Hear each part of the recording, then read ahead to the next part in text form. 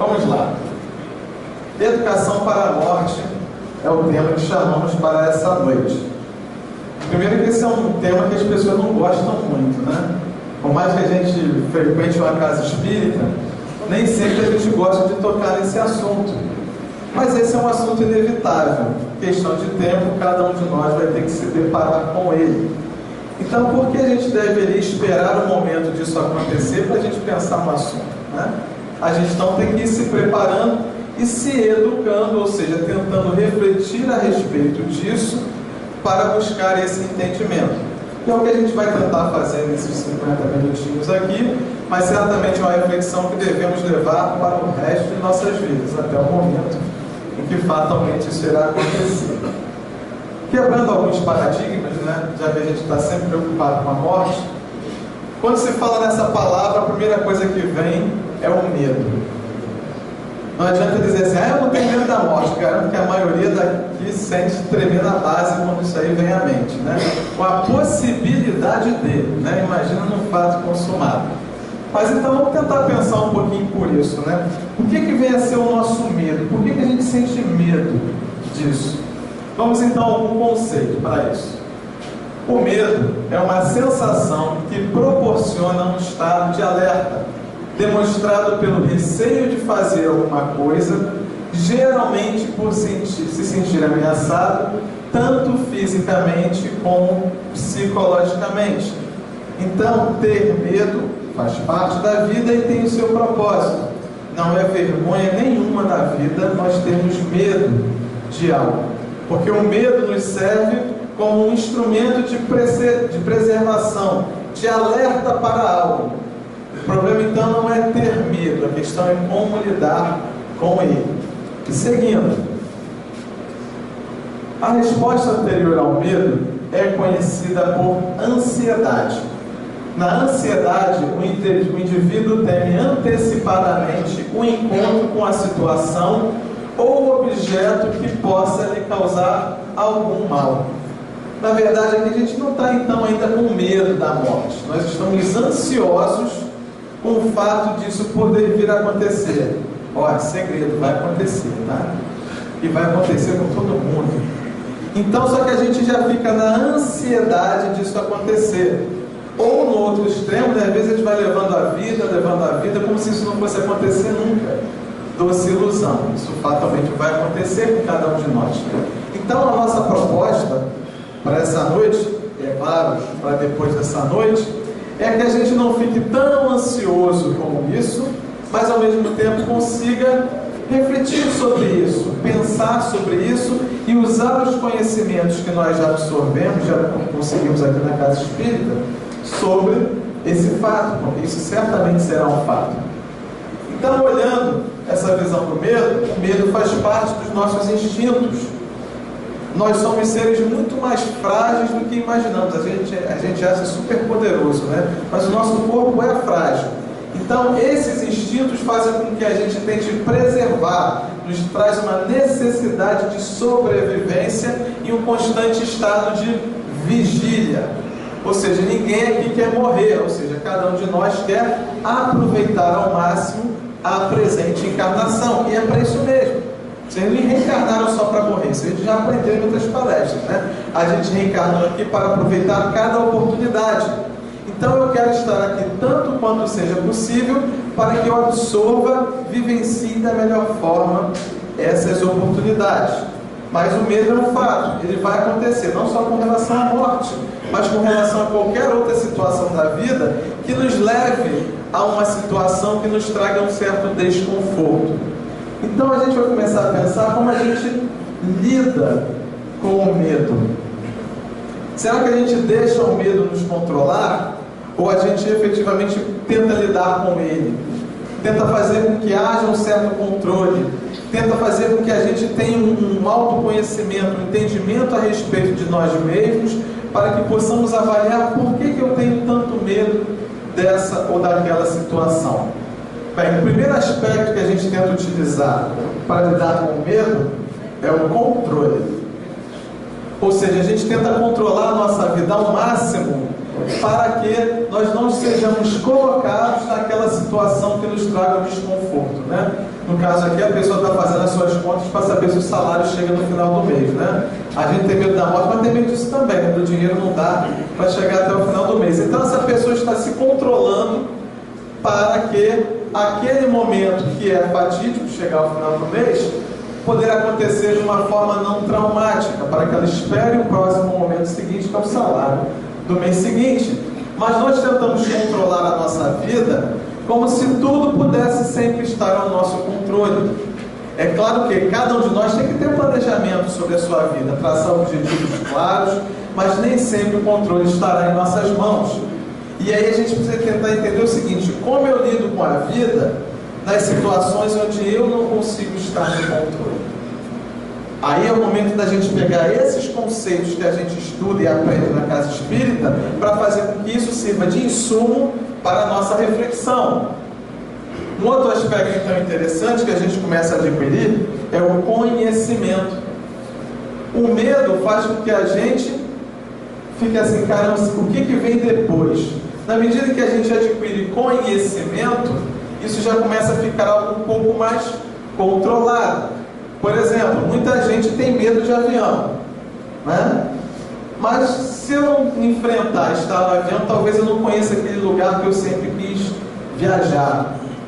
Mas aí eu imagino o seguinte: não, o avião ele é seguro, ele é um equipamento, lá um meio de transporte seguro, tem toda uma tecnologia por trás daquilo, o piloto é treinado, e eu passo a me sentir, através desse conhecimento, ainda com um certo receio e ansiedade, um pouco mais confortável, na medida em que eu possa me colocar dentro de um avião. Agora, o fato de eu estar dentro desse avião, a garantia de que ele não vai cair? Nenhuma. Vimos há pouco tempo um caso aí que o pessoal chegou à conclusão na análise técnica de que foi o piloto que teria jogado, né, o avião contra as montanhas.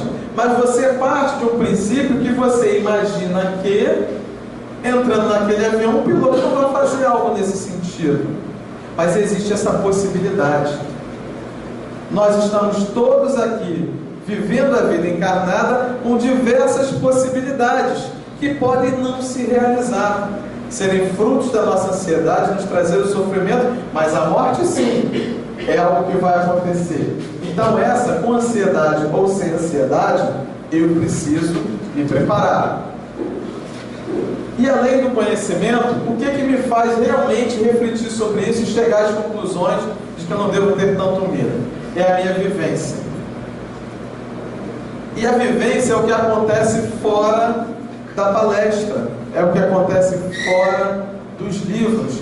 Eu me percebo como um ser imortal, como um ser espiritual que sou, que estou num momento reencarnado, e num dado momento eu vou me livrar desse corpo, e eu continuo com os mesmos valores, com os mesmos conceitos, com as mesmas ideias, e consigo ter esse processo de reencarnação para que eu aprenda. Beleza, aqueles que já são espíritas, a gente vindo pela primeira vez a casa, não sei se são espíritas, mas aqueles que já são espíritas têm este conhecimento, mas será que sentem? Será que vivenciam isso? Será que conseguem perceber que isso aqui também faz parte, esse momento da morte? Então a gente precisa entender que é importante essa questão da religiosidade. Porém, isso não é só para o espírita não, serve para o católico, para o evangélico, para o budista, seja lá o que for. Não há garantias. E uma coisa que pelo menos o meio espírita promete a vocês, ou pelo menos dá a certeza, é o seguinte: de que o fato de você virar espírita, os problemas não vão deixar de existir, espírita também morre, então não adianta, não tem jeito. A questão é que instrumentos, que reflexões, que conhecimento eu estou recebendo para que eu lide com uma situação que é um fato. O problema é, as pessoas buscam uma religião que traga soluções para os problemas dela e que, na medida do possível, evitem que ela passe por aquelas situações que ela não quer encarar. Mas a morte é um fato. Você pode acreditar que Jesus vai ter que tomar os seus problemas para ele, você pode achar que Deus está contente porque você segue a religião A, B ou C, você pode achar o que você quiser, mas contra a morte não há argumentos. Isso é um fato. E o curioso é que as religiões sempre valorizavam a questão da vida espiritual, permitiam uma avaliação filosófica a respeito da vida, cada um com o seu ponto de vista, é claro, mas todos acreditam que existe uma possibilidade de uma destinação boa, algo melhor reservado para a gente. E ao mesmo tempo a gente fica apavorado com a possibilidade de ser exposto a essa coisa que pode ser boa. Parece um contrassenso? E esse contrassenso vem da onde? Vem da nossa ignorância. Da nossa ignorância em não aprender a respeito, para nos pesquisar, estudar a respeito da vida espiritual, a ponto de perceber que isso pode ser um algo bom. E hoje em dia, será que a gente pensa assim? As religiões, infelizmente, não por causa das religiões, mas por causa do ser humano, elas continuam sendo muito ritualísticas. Faça isso que você conseguirá aquilo. Faça esse ritual aqui e as coisas estarão resolvidas. Isso não atende para a morte. Você pode achar que se você fizer a oração tal, você vai conseguir um emprego, você vai conseguir um aumento de salário. Isso pode até acontecer, mas evitar de morrer, nenhuma religião vai conseguir te dar. Ou então outros dizem, faça desse jeito. Mas por quê? Não, porque tem que fazer. Essa nossa religião diz que você tem que fazer isso. Isso foge daquela fé raciocinada que a gente fala no meio espírita. Nós devemos pensar, mas por que tem que ser assim? Por que a vida é desse jeito? Será que ela não pode ser diferente? Isso tem que ter um fundamento. E uma outra problemática também interessante é a questão do convívio social. Isso foi interessante que o próprio Marcelo Turra falou um pouco sobre isso na terça-feira, né? As pessoas frequentam uma religião, gostam, começam a se envolver, buscam um local de identificação, por exemplo, a casa espírita, começa a conhecer as pessoas e aquilo vira um meio social de convivência. É legal também, mas não é suficiente. Como não é suficiente eu chegar aqui, assistir uma palestra e voltar para casa e pronto. Ah não, o que você faz domingo? No domingo é dia de ir no centro. Ah, você vai todo domingo? Cara, vou, todo domingo eu vou ao centro. Sobre o que foi a última palestra que você assistiu? Ah, talvez alguns lembrem. E a penúltima? Tá bom, Alessandro, você está forçando muito a minha memória. Então tá bom. Daquilo que você aprendeu, o que você entende que você já conseguiu mudar na sua vida, no seu dia a dia? Que eu já não faço mais isso, eu não faço mais aquilo, porque eu peguei aqueles conceitos como instrumento de transformação na minha vida. Então, a religiosidade em si ajuda. Mas se a gente não trouxer isso, não internalizar isso como uma parte integrante de nós não ser encarnado, nós ser espiritual que somos, vamos continuar do mesmo jeito. Eu sou espírita há 20 anos, isso não traz garantia nenhuma. Falei isso aqui no grupo de estudos. O fato de eu estar aqui proferindo essas reflexões, trazendo essas informações para você, não me dá medalhinha, não me garante um lugar melhor no céu. O que me garante é o seguinte, é uma oportunidade de conhecer e refletir e usar isso como um instrumento de transformação na minha vida. E aí sim isso pode fazer diferença. Porque senão a gente vive de alegorias, né? Umbral, né? Espírita não tem medo de ir para o inferno, mas tem pavor de ir para o umbral. E aí você diz, céu e inferno é uma balela, você é espírita, sou, nós somos lá. E umbral? Rapaz, umbral, aí bicho pega. Qual a diferença psicológica disso? A gente tenta entender o que é isso, porque isso aqui é uma possibilidade. Ai, rapaz, então não quero nem pensar, não quero pensar na morte. A morte vai acontecer, camarada. A questão é o quanto você pensa sobre isso, para que isso seja, quando tiver que passar por isso, seja algo natural. Umbral, vou falar um pouquinho do umbral. Umbral é um estado transitório e purgatorial. Então é o purgatório, não é o inferno, mas é o purgatório. É purgatorial no sentido de você purgar aquelas energias, aquelas vibrações, mas o mais importante é que isso é transitório. A questão é, isso faz parte de uma necessidade minha ou não? É isso que a gente tem que pensar. Mais do que isso, é um julgamento da nossa consciência. E é claro também uma manifestação do nosso inconsciente. Porque Porque ele fala assim, mas eu não fiz nada para merecer isso. Às vezes a gente fala isso e sabe que não é essa Coca-Cola toda. Mas às vezes a gente não é e nem imagina que tenha toda essa dificuldade, e quando chega lá se encontra nessa dificuldade. Por quê? Falta de autoconhecimento. Falta de olhar para dentro e perceber como eu lido com as minhas emoções, porque isso aqui é um estado de sintonia, onde eu vou me afinizar com aqueles que vibram internamente no seu íntimo como eu. Mas eu não tinha me dado conta disso. Você tem uma encarnação inteira pela frente para usar aquilo que te é consciente e tentar buscar aquilo que te é inconsciente como algo agregado à sua vida. A questão é o quanto nós gastamos de energia, de nosso tempo, da nossa reflexão, pensando sobre a nossa reforma, na transgressão da lei divina. Então não espere que você vai para um umbral lá porque Deus quer que você sofra. É uma questão de naturalidade. Como reencarnar é natural, como desencarnar também o é. Então a gente não precisa ficar sofrendo com a possibilidade do umbral. A gente tem que pensar na vida, o que eu faço hoje? Isso é fruto das minhas emanações mentais. Como são as nossas emanações mentais? Agora, encarnado. Nós muitas das vezes fazemos o nosso umbral encarnado. Eu só penso de maneira pessimista, eu estou sempre depressivo, eu estou sofrendo. Eu não preciso me sentir naquele ambiente para estar sofrendo emocionalmente, me sentindo preso a esta ou aquela situação da presente encarnação. Então, nós criamos isso enquanto encarnados e naturalmente realimentamos isso desencarnados. Então, é uma questão de região de afinidade psíquica, é uma questão de afinidade. Então, o que você vai encontrar do outro lado é a sua afinidade.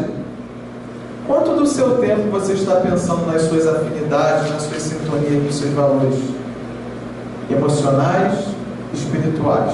Será que só no domingo de palestra? Ou será que é o mais contínuo possível na segunda, na terça, na quarta, na quinta, na sexta? Então, isso não é um motivo para susto. É algo natural. Pois bem, buscando naturalidade, a morte e o morrer, né? Você, e agora, né? Qual é do cara? O cara vai ficar arrebatado pela morte, vai aparecer um anjinho que vai levá-lo. Vamos lá. Tem diferença entre a morte e morrer? Vocês já pensaram nisso? Às vezes a gente não pensa, né? Já que está pensando sobre a morte, assumiu essa noite ter que pensar na morte para o palestrante trouxe esse tema, né? Vamos pensar sobre isso. Tem diferença? O que é a morte? A morte por si só é o fato que vai se consumar. É o fato de você precisar desencarnar, largar o seu corpo físico, o espírito se desprender, cortar os seus laços fluídicos que o prendem àquele corpo. Isso é a morte. E o fato da morte, que é natural, por si só não tem nada demais. A questão é o seguinte: o que é morrer? Morrer é toda a trajetória que faz com que a gente chegue no momento da morte. E é interessante que quando Kardec pergunta, né, se os espíritos sofrem no momento da morte, a espiritualidade diz que muitas das vezes nós sofremos muito mais ao longo da encarnação do que no fato consumado da morte. Por quê? Por aquela ansiedade que nós vivemos, por aquela falta de conhecimento que nós vivemos, pelo fato da gente deixar o medo nos dominar sem racionalizar por que eu sinto medo, por que eu me sinto deste ou daquele jeito. E é interessante que eu busquei aqui uma pesquisa, né, refletindo sobre a morte, em que uma pesquisadora, a Elizabeth Kühler-Ross, ela fez uma avaliação com diversos pacientes que eram considerados em estado terminal ou por algum motivo chegaram ao momento da morte, não só o paciente, como as famílias dos pacientes. E ela traçou um mapa, que não dá para ter uma receita de bolo, é claro, mas que avaliou 5 estágios a respeito do processo de morrer. Vamos pensar o que são esses 5 estágios que ela avaliou. O primeiro estágio diz o seguinte: é a negação e o isolamento. Isso não pode estar acontecendo comigo. Não pode? Isso mostra a nossa fragilidade e o nosso orgulho. Faz com que a gente perceba o seguinte: nós somos frágeis, eu não sou aquele super-homem que eu achava que eu era. Isso vai acontecer, isso não é uma possibilidade, isso é uma certeza. E o nosso orgulho nos diz: isso não pode estar acontecendo comigo. Por que não pode? Onde está escrito que não pode? Por que será que eu sou tão melhor que um outro ser humano que isso pode acontecer com ele e não pode acontecer comigo? Isso não é orgulho? Isso não é vaidade? Mas é um fato que vai acontecer. Eu preciso me preparar para isso. Isso expõe também essa questão do nosso egoísmo, porque eu estou sofrendo e nessa hora eu estou embotado no meu sofrimento, mas outras pessoas estão sofrendo também. Será que eu me preocupo só com o meu sofrimento? Ou será que de vez em quando a dor do outro também me toca? É claro que quando eu sofro, meu amigo, o meu sofrimento é maior que o de todo mundo. E o do outro? Será que a gente se compadece da dor do outro? Será que a gente auxilia o outro que já está passando por esse processo? Nós aqui ainda não estamos, né? Pode ser que alguém passe daqui a 5 minutos, daqui a 1 ano, daqui a 5 anos, vai acontecer com cada um de nós. Enquanto não acontece, nós contribuímos pela dor do outro, a gente passa por esse processo de rejeição, de incredulidade, não pode estar acontecendo, e a gente procura fugir dessa realidade. Não, isso não está acontecendo comigo. Não está. Eu não vou morrer. Você pode acreditar no que você quiser, você pode seguir a religião que você quiser, você pode acreditar em reencarnação, você pode não acreditar, você pode acreditar em divindade, você pode não acreditar, mas você vai morrer. Acredite no que você queira ou não, isso é um fato. A questão é: eu posso ficar negando isso, ou eu posso tentar entender isso. Eu posso ficar reclamando da minha vida reencarnada aqui nesse mundo de provas e expiações, ou eu posso tentar entender por que eu estou passando por essa ou por aquela situação. E aí ele passa para o segundo estágio, né? A mulher está esperando a morte chegar para dar uma panelada nela, né? Ela está com raiva da morte, só chegar aqui, eu dou um chega para lá nela, né? Porque eu? Isso não é justo. Aí a pessoa fica com raiva de Deus. O que é isso? Ignorância. Vocês acham que Deus vai ficar mais triste ou menos triste, mais alegre ou menos alegre, se você ficar chateado com Ele porque você vai morrer? Se Ele criou leis para que isso seja um processo natural, Deus vai continuar sendo do mesmo jeito, você querendo morrer ou não, contente com isso ou não, não adianta. Será que Deus não é bom? Eu aprendi lá nas primeiras perguntas do livro dos Espíritos o que é Deus, quais são os atributos de Deus: soberanamente justo e bom. Cara, então tem que ter uma razão disso ser. Tem que ter um motivo para isso estar acontecendo. Por que Deus criou esse mecanismo? E a gente passa por cima e não se dá conta. Onde estaria a justiça? Cadê a justiça divina? Logo comigo. Não, mas aquele cara morreu com 90 anos. Aquele cara já estava na hora. Eu estou com 40. Não, 90 tá bom. Será que quando eu chegar aos 90 eu vou achar que tá bom? Não, 90 não. Eu ouvi dizer que tem um cara que chegou a 120, hein? Então acho que eu mereço chegar lá. E a gente vai tentando se enganar com isso, né? E a gente tem uma displicência muito grande em relação à vida. O cara fuma a vida inteira e o médico fala para ele: meu filho, se você não parar de fumar, você vai morrer. Aí o cara deixou de fumar 4 maços de cigarro para fumar 2. Ele vai morrer? Não, eu morri porque Deus quis. Tá bom, mas a sua programação reencarnatória não pode se encarnar daquele jeito, não. Vai fazer o quê? Vai padecer do outro lado, lá no plano espiritual, pelas escolhas que faz, pela dificuldade em se libertar de certas questões da vida terrena. Não porque Deus quer que ele sofra, mas em função das escolhas que cada um de nós faz. A questão é o seguinte: eu continuo sendo displicente. Você fala assim: eu não fumo, eu me alimento de maneira adequada, eu faço exercícios com regularidade. Qual a contribuição que eu tenho no meu desequilíbrio ou no meu equilíbrio? eu não fumo, eu não bebo, eu faço exercícios regulares, mas eu sou profundamente estressado. Profundamente estressado. E aí?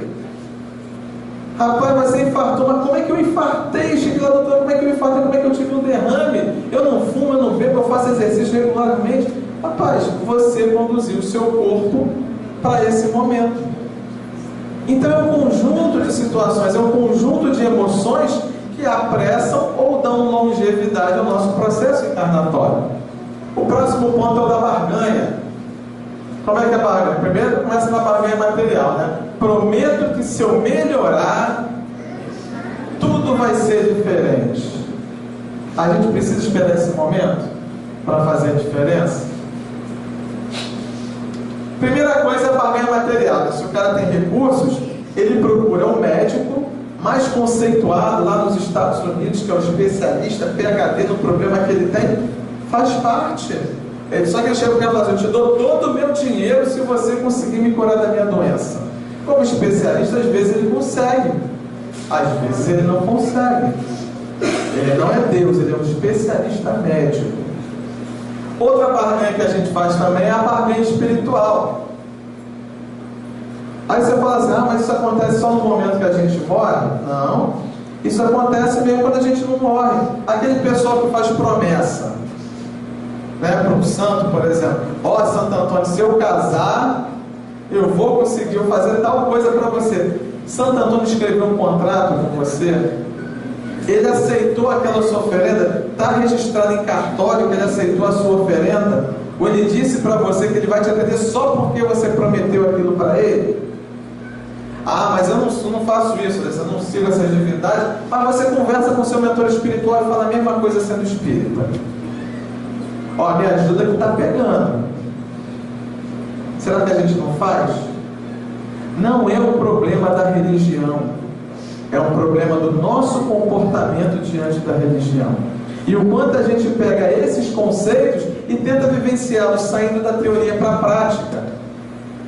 Criamos essa negociação unilateral.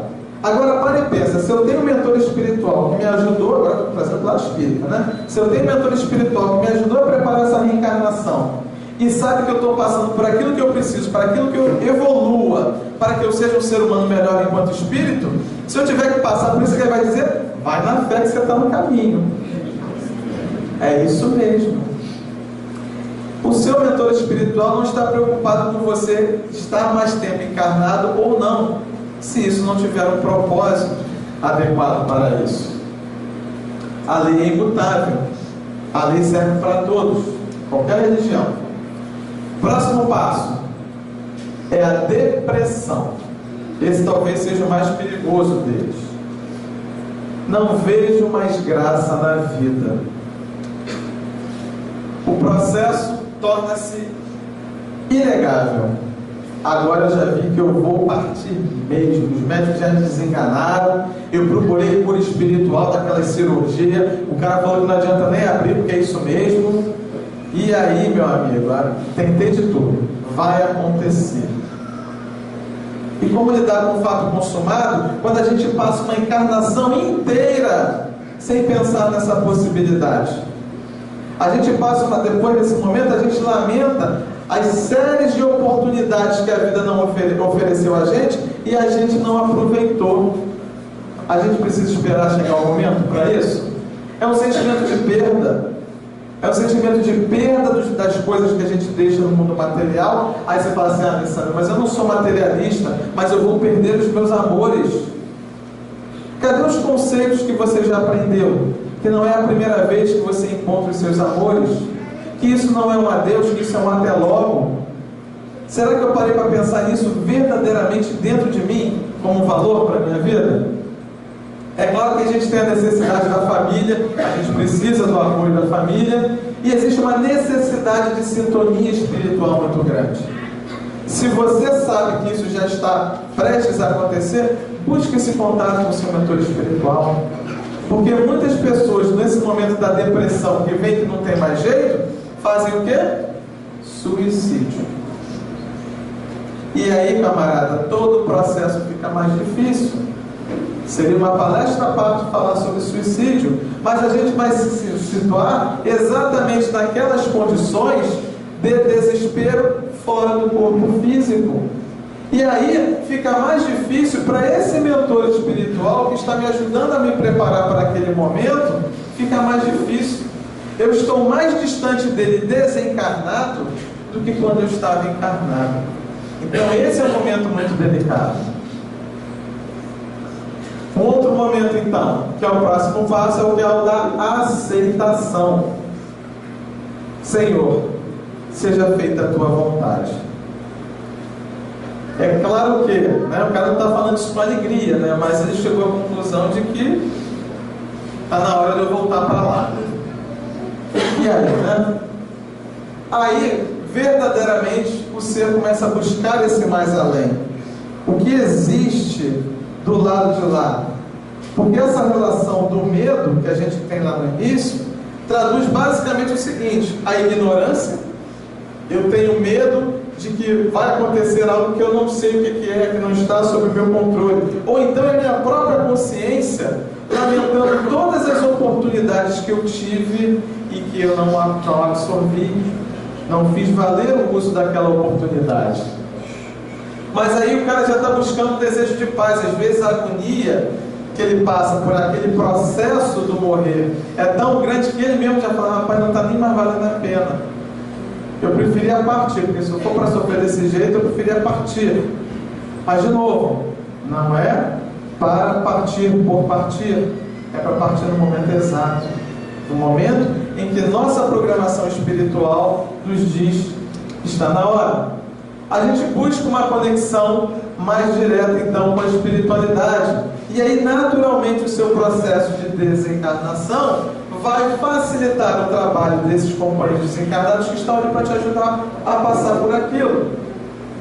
Então o nosso medo de morrer é o seguinte: o medo de morrer é um medo natural, espontâneo e necessário. Ele vem do nosso instinto de conservação e serve para a preservação de nossa vida, como nós já avaliamos. Quando este medo torna-se exagerado, passa a ser um medo patológico, fóbico, que merece tratamento especializado. Ou seja, quando aquela ansiedade faz a gente ficar remoendo aquilo de uma coisa que ainda nem aconteceu. A gente já vai morrendo muito antes, né, em vida do que o momento exato, né? Portanto, o medo de morrer, ele é necessário, bom e útil dentro de um limite equilibrado. Valorize a sua encarnação. Cuide do seu corpo físico. Valorize as oportunidades que tem. Conecte-se com a espiritualidade para tentar enxergar onde estão as oportunidades. Ofereça o seu melhor esforço para valer a todo aquele contexto que foi preparado para você aprender algo mais, algo novo na sua trajetória evolutiva. E o medo da morte? Sorriam, vou postar no meu Face. Para quem não está enxergando lá de trás, né?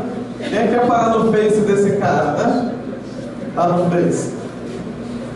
Bem, então é natural o medo de morrer. Mas se a gente é espírita, está pegando todos esses conceitos e está entendendo que isso faz parte, o medo da morte, do evento propriamente dito, começa a não fazer sentido. Já o medo da morte é inadequado. Veja bem a palavra, inadequado. Eu não estou dizendo que vocês estão proibidos de ter medo da morte. Até porque você sente aquilo que você sente e pronto. É a sua forma de ver a vida, você tem direito a fazer uso do seu livre-arbítrio. Mas faça uso do seu livre-arbítrio e use esses conceitos a seu favor. É um medo quase sempre apreendido dentro da cultura onde vivemos. A gente vive uma cultura onde a gente começa a não querer falar da morte. Se a gente não parar para falar da morte, a gente continua na ignorância. A gente não entende o que vem depois. As pessoas não gostam de falar sobre a morte. A morte é um tabu. Até na casa espírita a gente fala de mediunidade, do contato com o plano espiritual e tudo mais, e blá blá blá. Rapaz, aí você pode desencarnar e ter contato direto com eles. Não, deixa mais um tempo, depois eu vou, né? A pessoa não quer. Quantas vezes ouvimos alguém dizer: tanta coisa para se falar, vamos falar justamente de morte? Vira essa boca para lá. Eu já estou dando a palestra ali, substituindo um outro palestrante num outro tema. É possível que se alguém visse esse tema lá, educação para a morte, eu não estivesse nem aqui hoje. Então foi bom estar aqui de sopetão, de falar sobre isso e as pessoas ouvirem a respeito desse tema. Agora partindo, E o momento da morte? Falamos então, que já citei um pouco do Livro dos Espíritos, vou citar outra pergunta aqui.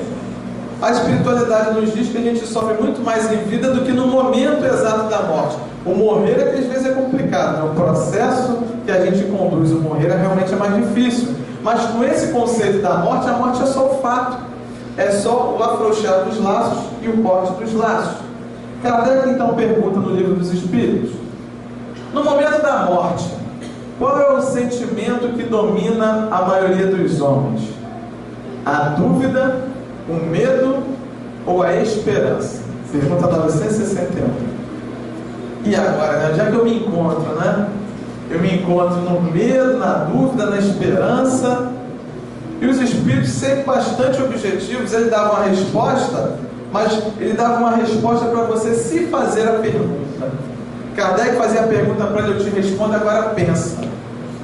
Pensa na resposta. A resposta foi o seguinte: a dúvida para os descrentes endurecidos, o medo para os culpados, a esperança para os homens de bem. Pegou pesado, Onde é que eu devo me encontrar? Só pensem, não falem, só pensem. Qual esforço eu estou empreendendo, meu, íntimo, para me encontrar num desses três que eu queira me encaixar? Vou deixar vocês escolherem qual vocês querem se encaixar. A questão é: qual esforço nós estamos fazendo para se encaixar num desses? Tá bom, Alessandro, você falou da morte e tudo mais. A morte é um processo. Morri. E agora? Morri. E agora? Fazer o quê, Agora é desencarnar. Pura e simplesmente assim. Isso. Mas eu não estou desencarnado, Alessandro. Mas quantas vezes você morre e continua preso ao seu corpo?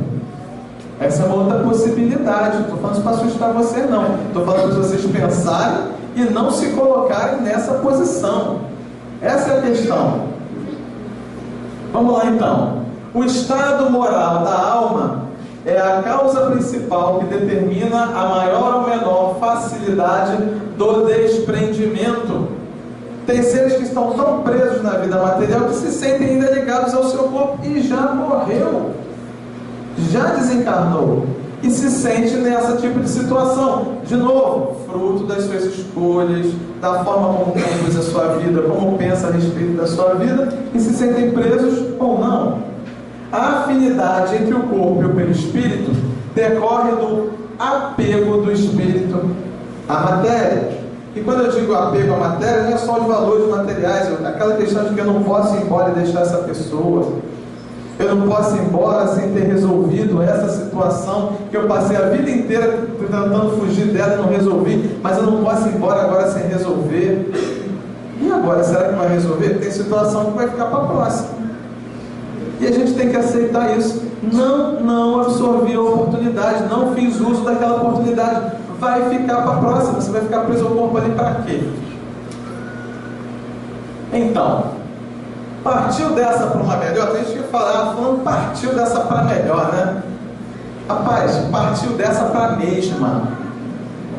Nem melhor, nem pior. Partiu para a mesma. Porque a gente aprende que nós continuamos vivendo os mesmos valores, as mesmas emoções, apenas largamos o corpo. Apenas largamos essa veste, esse instrumento que utilizamos durante o processo encarnado. A questão é, continua sendo você com você mesmo. Qual o esforço eu estou fazendo para ser melhor então? Não encarnado melhor, mas um ser espiritual que cada um de nós somos, apenas na condição de encarnado. Será que eu valorizo? Será que eu reflito a respeito dos valores da vida espiritual? É importante. Não espere o momento do desencarne. Um outro aspecto bastante interessante, que a gente consegue até fazer algumas correlações, é o luto. é um momento de processamento do fato. As pessoas agora falam o seguinte: rapaz, agora eu tentei evitar, mas aconteceu. Como é que eu vou lidar com aquela transformação que a vida me impõe? Porque é um fato, é um momento de reflexão, é um momento de mudança. Toda mudança tem o seu propósito. A questão é, o quanto no momento da adversidade eu consigo enxergar o propósito da mudança. O ser humano reorganiza-se, reestrutura-se internamente. É claro que tem gente que se desestrutura, né? Mas o objetivo é eu perceber que a vida vai continuar apesar disso. Apesar desse momento de afastamento, que a gente sabe que é temporário, eu tenho que lidar com isso. Ainda existe uma continuidade do processo reencarnatório, cheio de oportunidades para aqueles que aqui ficam, para aqueles que aqui permanecem. A sua encarnação, o taxímetro lá da sua reencarnação ainda está valendo para quem está aqui. O luto não se restringe apenas à morte. É claro que a morte é um momento bastante enfático. Mas quantas vezes a vida nos impõe que devemos abrir mão de algo que a gente não quer?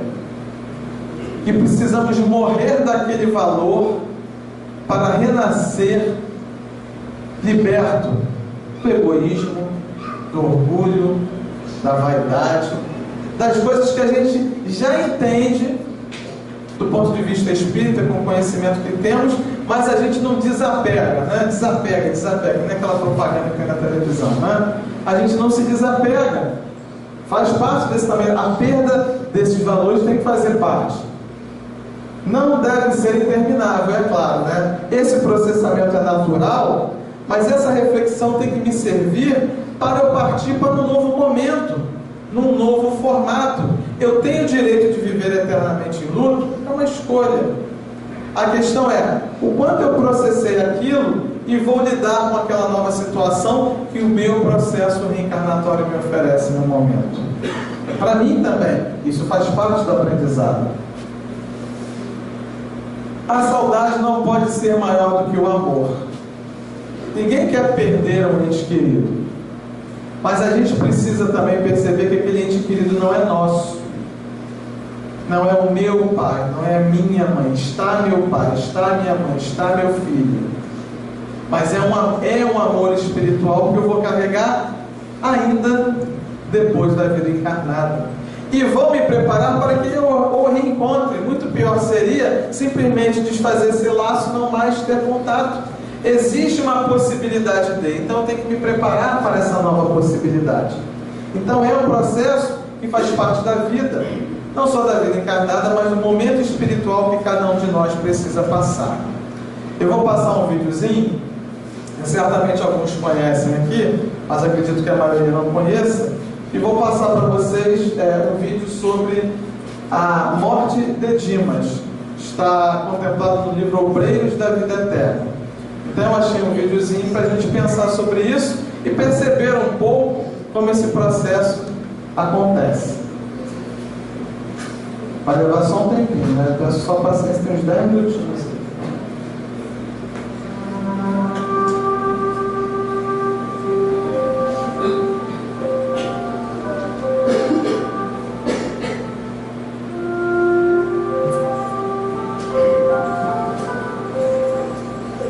Compreendia, mais uma vez, que há tempo de morrer como há tempo de nascer. Dimas alcançara um período de renovação, e por isso seria subtraído à forma grosseira, de modo a transformar-se para um novo aprendizado. Não fora determinado o dia exato. Atingira-se o tempo próprio. Recordando, contudo, meu caso particular, e sequioso de elucidações construtivas, ousei interrogar nosso orientador, antes de regressarmos ao círculo carnal, pela manhã. Padre Jerônimo, o ácido Dimas como foi suicídio inconsciente? Não, André, nosso irmão não foi um suicida. Então não será necessário habitar a região de sofrimento como eu mesmo precisei. Tem razão. Dimas desde a infância foi acostumado aos senímos, desenvolvendo o próprio corpo, se envolvendo com trabalhos abnegados e incessantes. Constituiu família, vivendo suor do trabalho diário. Mesmo assim, ainda encontrou tempo para se dedicar aos que gemem e sofrem, que estão no plano abaixo dele. Com o recurso da mediunidade, se envolveu com o bem coletivo. Perdeu integralmente o conforto da vida social. Como observamos, a existência que perde pela extensão, ganhando, porém, pela intensidade. Mas é hora de ir, André. Nossos irmãos nos esperam.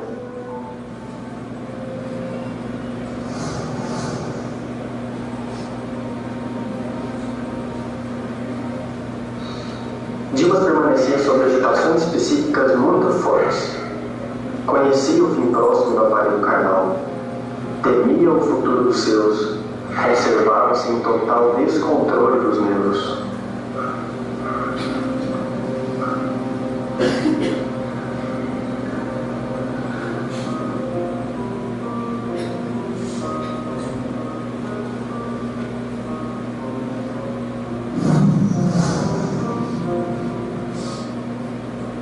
Meus irmãos, que bom que vocês chegaram.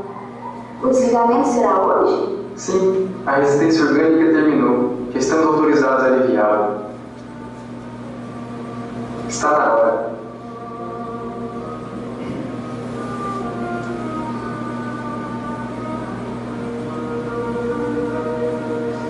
Dimas, não obstante dedicado à causa do bem e compelido a grande esforço de cooperação na obra coletiva, descuidou-se de incentivar a prática metódica da oração em família no santuário doméstico. A esposa do médium, ao pé dele, mantinha-se firme ao seu lado, olhos vermelhos de chorar, emitindo forças de retenção amorosa que prendiam o moribundo em vasto emaranhado de fios cinzentos, dando-nos a impressão de peixe encarcerado em rede caprichosa. Teria de ser o primeiro empecilho a ser removido.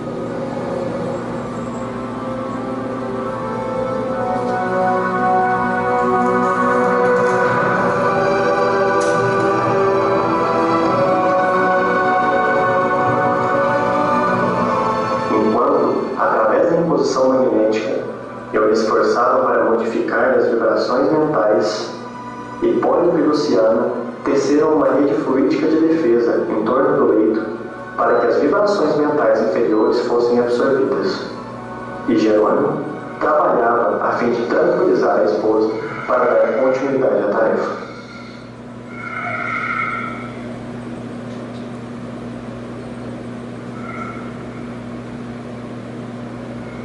Querida, vá descansar.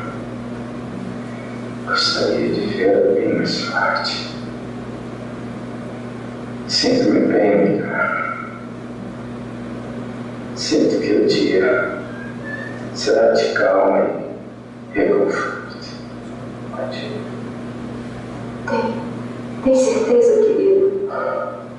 Estou bem. Pode ir.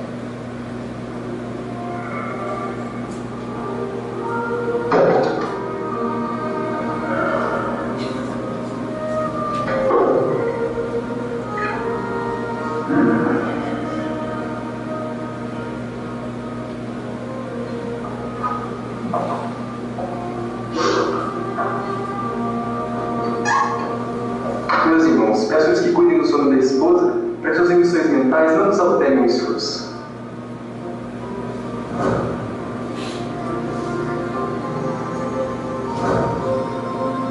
Através da mentalização, Jerônimo forneceu a oportunidade da oração final ao nosso amigo. Meu Senhor Jesus Cristo, creio que atingi o fim de meu corpo, do corpo que me deste por algum tempo, como dádiva preciosa e bendita. Não te posso implorar a bênção da morte pacífica, porque nada fiz de bom ou de útil por merecê-la. Maria Santíssima, se é possível, amada Santa, socorre-me com o teu compassivo e desvelado amor. Sou agora também o menino frágil, com fome do afeto maternal, nesta hora suprema. Oh, se eu pudesse com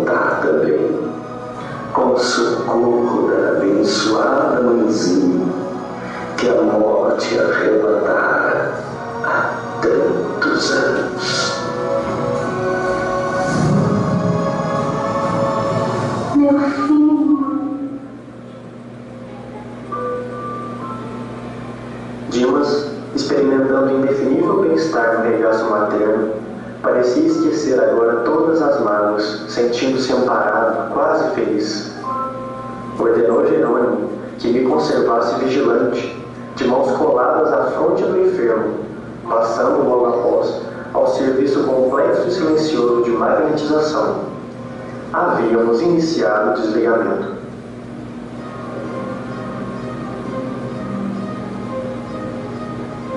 Jerônimo iniciou utilizando passes longitudinais, a fim de promover o desligamento das vísceras. A seguir, isolou todo o sistema nervoso simpático, neutralizando mais tarde as fibras inibidoras do cérebro. Começou a operar sobre o plexo solar, desatando laços que localizavam forças físicas. Com espanto, notei que certa porção de substância leitosa extravasava do umbigo, pairando em torno. Com passes concentrados sobre o tórax, relaxou os elos que mantinham a coesão celular no centro emotivo, operando sobre determinado ponto do coração. Nova cota de substância desprendia-se do corpo, do epigaço à garganta, mas reparei que todos os músculos trabalhavam fortemente contra a partida da alma, opondo-se à libertação das forças motrizes em esforço desesperado, ocasionando angustiosa aflição ao paciente. Alcançáramos o coma em boas condições. Era a última etapa. Concentrando todo o seu potencial de energia na fossa romboidal, Jerônimo quebrou alguma coisa que não pude perceber com minúcias, e brilhante chama violeta dourada desligou-se da região craniana, absorvendo instantaneamente a vasta porção de substância leitosa já exteriorizada. Quis fitar a brilhante luz, mas confesso que era difícil fixá-la com rigor. A chama mencionada transformou-se em maravilhosa cabeça, em tudo idêntica à do nosso amigo em desencarnação, constituindo-se após ela todo o corpo perispiritual de Dimas, membro a membro, traço a traço. Dimas desencarnado estava ligado ao corpo através apenas de leve cordão prateado, semelhante a um elástico entre o cérebro de matéria densa, abandonado, e o cérebro de matéria rarefeita do organismo liberto. E agora, padre, o desencarne está completo? Aos olhos da carne, sim, mas para nós o trabalho continua. O cronopolítico deverá permanecer por mais um dia, considerando as necessidades do morto que ainda não está preparado para o desencarne mais rápido. Pedimos a irmã que tenha bondade de velar por ele até o momento propício.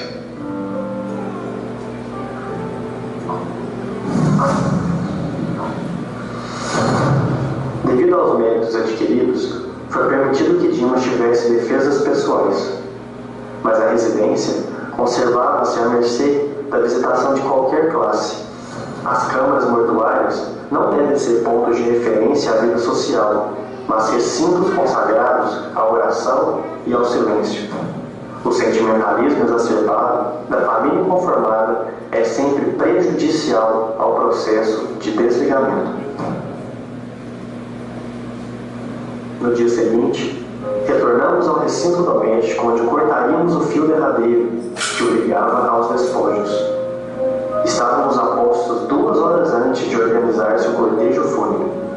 Reparei que o médium liberto tinha agora o corpo perispiritual mais aperfeiçoado, mais concreto. Jerônimo examinou-o, auscultou-o como clínico experimentado. Em seguida, cortou o liame final. Dimas livre, Dimas espírito, despertado.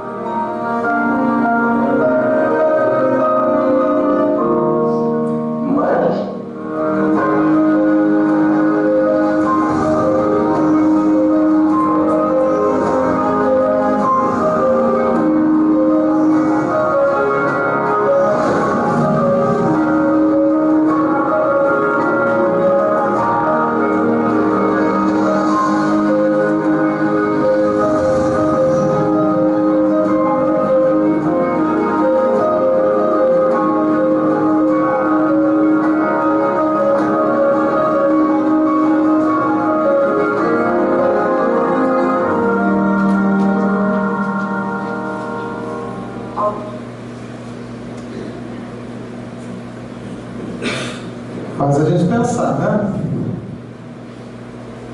Pode parecer um processo complexo, mas aí a gente pensa aquela máxima, né? Amai-vos e instruí-vos.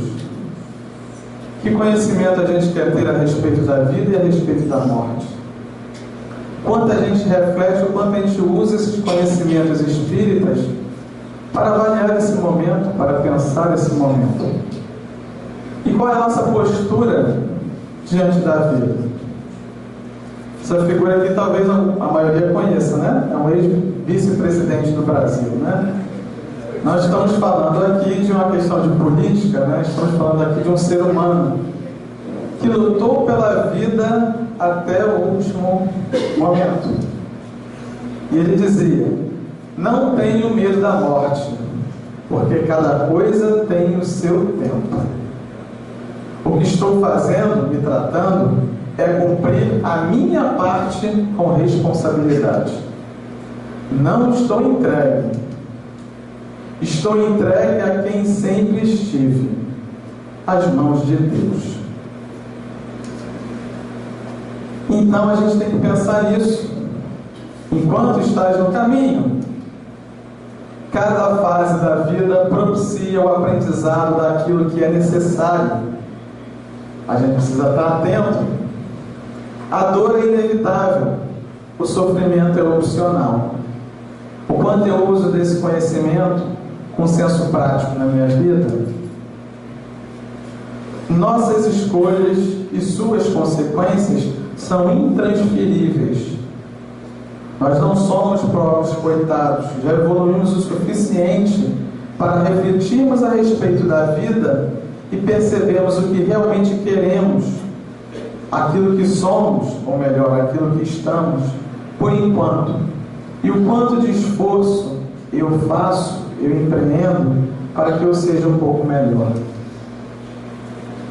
E trazendo a última reflexão, as últimas reflexões para essa noite, o que vem a ser então essa educação para a morte? É um processo educacional que tende a ajustar os educandos à realidade da vida, que não consiste apenas no viver, mas também no existir e nos transcender, espíritos imortais que somos. E terminamos com uma frase do Leon Denis: a morte é simplesmente um segundo nascimento.